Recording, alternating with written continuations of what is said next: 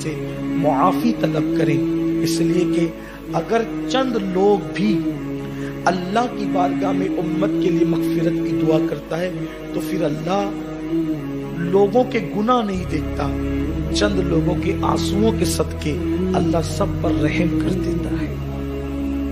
ایک مرتبہ بغداد میں ایسا ہی ہوا، بغداد میں ایک بادشاہ، منچلا بادشاہ آیا، اور آنے کے بعد اس نے کہا بغداد میں عورتوں کے حسن کی منڈی کھول دو، شراب کی دکانیں کھول دو، جوا کی دکانیں کھول دو، سب گناہ عام کر دیا۔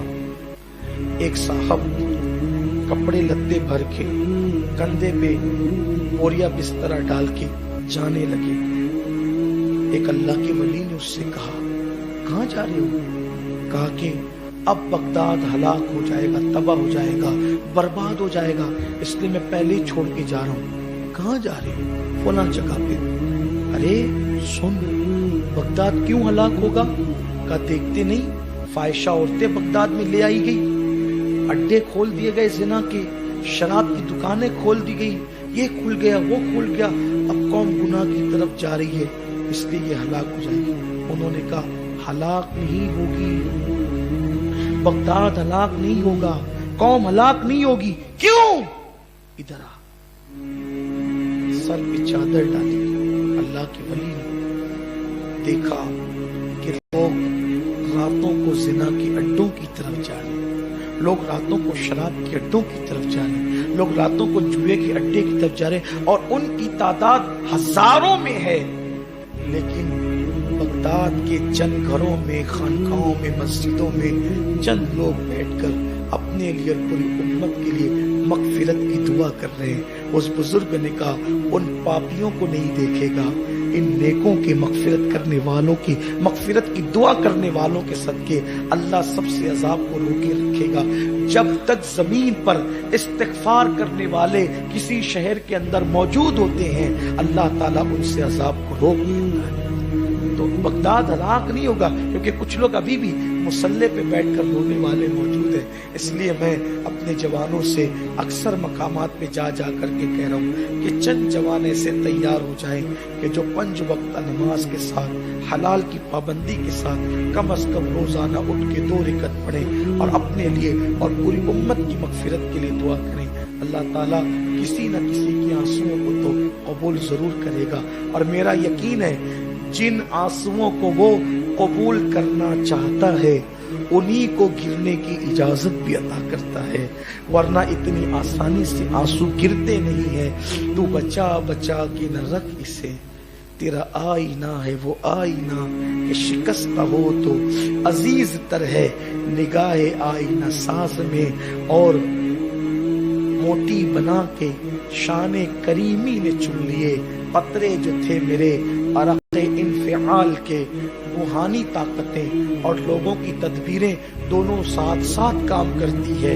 دیکھو غریب نواز کی روحانیت اور غوری کی طاقت دونوں نے ساتھ ساتھ کام کیے، بختیار کاکی کی روحانیت اور التمش کی طاقت دونوں نے ساتھ ساتھ کام کیے، صلاح الدین کی طاقت، غوث پاک کی روحانیت دونوں نے ساتھ ساتھ کام کیا۔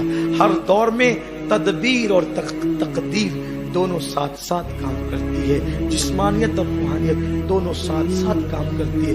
اس لیے میری گزارش ہے کہ کچھ لوگ جسمانی طور پہ کاوشیں کر رہے تو کچھ لوگ روحانی طور پہ بھی کاوشیں کریں تاکہ امت کے حالات بدل جائیں۔ صلاح الدین کا ذکر آیا، ایک چھوٹی سی بات یاد آئی۔ صلاح الدین ایوبی غوث پاک کے مرید تھے، چھوٹی سی عمر میں غوث پاک کے مرید ہو گئے تھے، اور غوث پاک کے وصال کے بعد پھر دوبارہ وہ غوث پاک کے صاحبزادے سے بھی مرید ہوئے، یعنی صلاح الدین ایوبی ڈبل قادری ہے۔ صلاح الدین ایوبی ڈبل قادری، ان کے ابا بھی قادری تھے، ان کے دادا بھی قادری، یعنی پشتینی قادری ہے صلاح الدین۔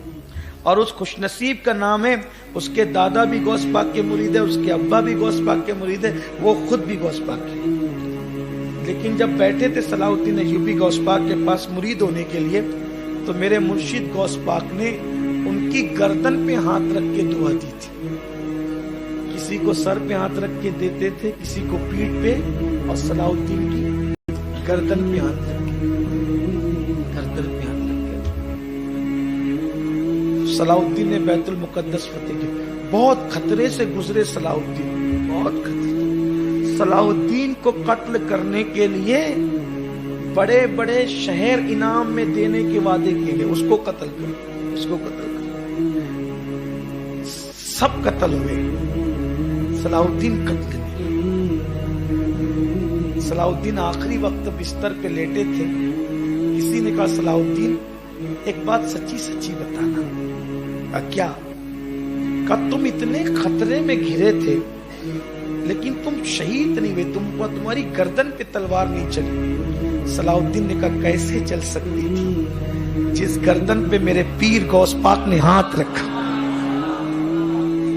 جس گردن پر میرے پیر غوث پاک نے ہاتھ رکھا ہو اس کو کوئی تلوار کیسے کاٹ سکتی تھی. بس مجھے یقین تھا کہ دنیا کی کوئی تلوار صلاح الدین کی گردن پہ چل نہیں سکتی.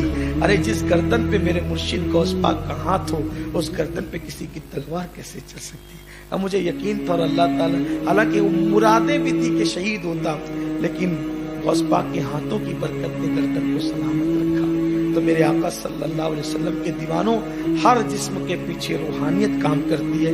تو آئیے کچھ کام روحانیت کی ترقی کے بھی کریں تاکہ آپ کی روحانیت کام کرے اور امت کے بگڑے ہوئے حالات قدرت بنا دے. اللہ تعالیٰ ہم سب پر رحم کرم فرمائے, آپ پہ بھی رحم کرم فرمائے, اور اللہ ہمیں پیور روحانی بنا دے, اور اللہ تعالیٰ میں سچا مخلص عاشق رسول بنا دے, اور اللہ ہمیں سچا مخلص دیندار بنا دے. ریاکاری بدکاری سے بچاتے ہوئے, اور گفتگو کے درمیان اگر کوئی غلطی ہے تو اللہ معاف فرما دے. استغفر اللہ ربی من کل ذنب واتوب الیہ وما علینا الا البلاغ. السلام علیکم ورحمۃ اللہ وبرکاتہ.